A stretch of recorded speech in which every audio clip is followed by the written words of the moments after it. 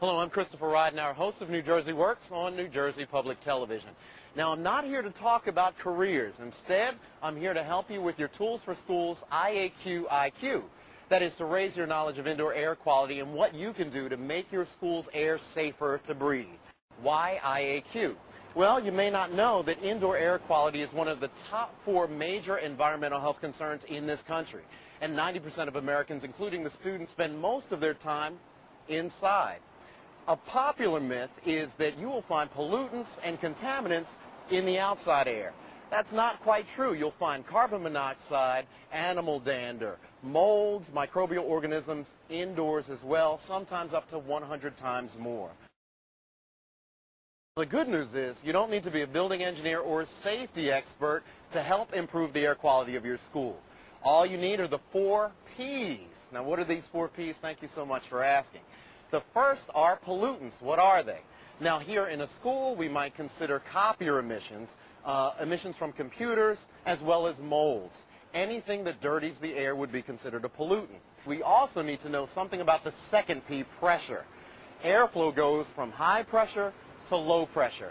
In a normal working system, all of those pollutants get flushed right on out of the building. Now, our third P are pathways. Pathways are things like the entrance to the school. It could be windows. It could be air vents. All of these things that might bring the pollutants into the building. The fourth P, perhaps the most important, are people. We need to listen to the complaints that our folks have about the environment, what they're reacting to, because different people react differently to different pollutants. Now that we have the 4 Ps, we can use our senses to determine the quality of our air on the inside, and this is how. Looking. Make sure you check out to see if there are intakes on the outside that are cluttered or have dust around them, so make sure you're observant. Also listen for any unusual noises that you hear while walking through the building. See if you can notice or feel any changes in temperature or humidity. Do you smell any unusual chemical odors? Do you smell mold? Now, as for taste, I wouldn't recommend tasting anything that you might deem as a pollutant. So, with our 5 senses ready to go, let's do a walk through the building.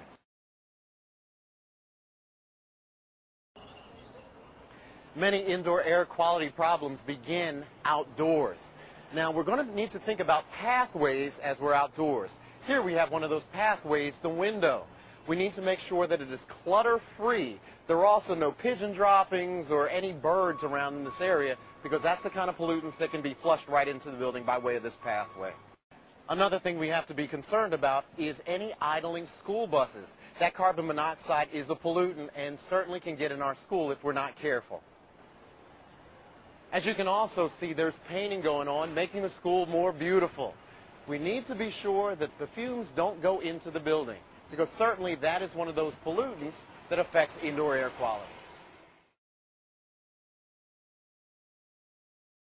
So we just finished part of our outdoor inspection for indoor air quality.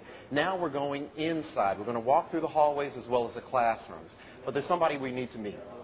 Hi, Chris. How are you today? I'm excellent. How are you, Nick? Fine. Now, what is it that you do for the building? I am the building engineer and custodian. Okay.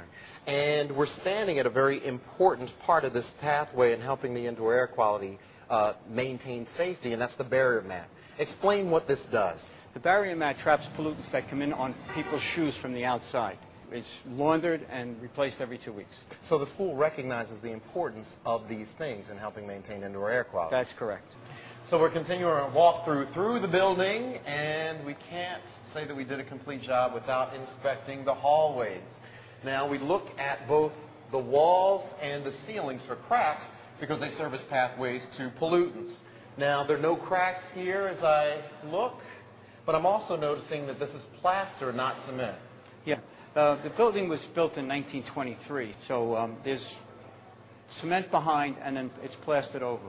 So 1923 means that there's the possibility of lead here? Yes. Lead-based paint was probably used to paint this building, yes. Which is absolutely critical because we know that lead-based paint adds to the respiratory ailments, asthma, as well as brain function. The good news is, again, that there are no cracks that allow that paint to flake through. Now, also with the age of the building, there is no HVAC system, yes? No, there is not. The only ventilation we have is through the windows and the doors. We do have supply air from the outside. It's heated in the wintertime and fresh air in the summer. All right, well, I'll tell you what, while we're talking about the classroom, let's go ahead and visit this one. Okay, sounds good. So here we are in a classroom checking for indoor air quality, but already I see that there's some issues here. Yes. The issue here with indoor air quality is the exhaust for the classrooms are in this locker room. The plenum is above. The air exhausts through the lockers and out the building. But these lockers, you can see, are filled with books and other items which block the flow of air leaving this classroom. And one thing we know about that high pressure to low pressure is that any pollutants here are concentrated because they can't get swept out of the building. That's correct. Okay. So moving on, another beautiful adornment, but this is looking like an issue. Yeah, the tapestry here covers an old board, and it's beautiful, but it also creates a problem with vermin. Vermin will get behind there, make nests, multiply, and we'll have roaches all throughout the building. That also makes me think about if the classroom has a pet, like a hamster or some kind of rodent, it's absolutely critical to make sure that that's clean as well. Yeah, the cages have to be clean. We also want to make sure that we're checking for clutter. I don't know about you, but to me this is looking like clutter. We see the boxes, we see the stacks of stuff, we see material as well. Also just roach motel, but unintended.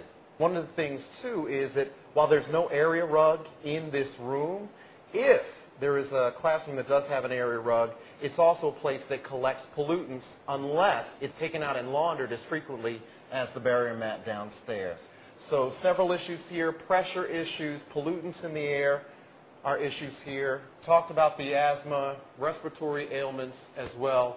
Clutter, this is a hot spot. All right, here we are in the bathroom. Certainly this is the perfect place to use our senses, taking in a whiff for mold, the smell of water as well. Looks good here. Checking in the stalls. One of the things that we'll want to watch out for is the exhaust system here in the bathroom to make sure that it's well ventilated. And we can see that there is an exhaust right behind the commode, which certainly has its advantages, at least to the people indoors. Here is a drainage pipe, and there's no standing water, no stagnant water, so there is no chance for microbial organisms to gather here and certainly influence the indoor air quality. In looking at the sink, water's off, no mold on the walls.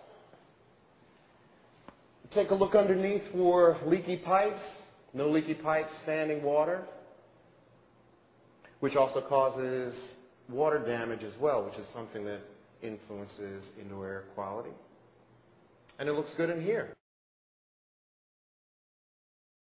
So we've already talked about the detriment that mold presents in a closed place like a school. Now, I want to call your attention to something that may be confused with mold. It's called efflorescence. Why does it look the way it does? Well, the plaster is mixed with lime and other material, and when it gets wet, it absorbs that, and then when it dries, this is what seeps out of the plaster. Okay. Yes, Nick, I see what it is you mean. So clearly, this is something that, again, is not mold, but it is a condition of the moisture. Yes. Yes, thank you.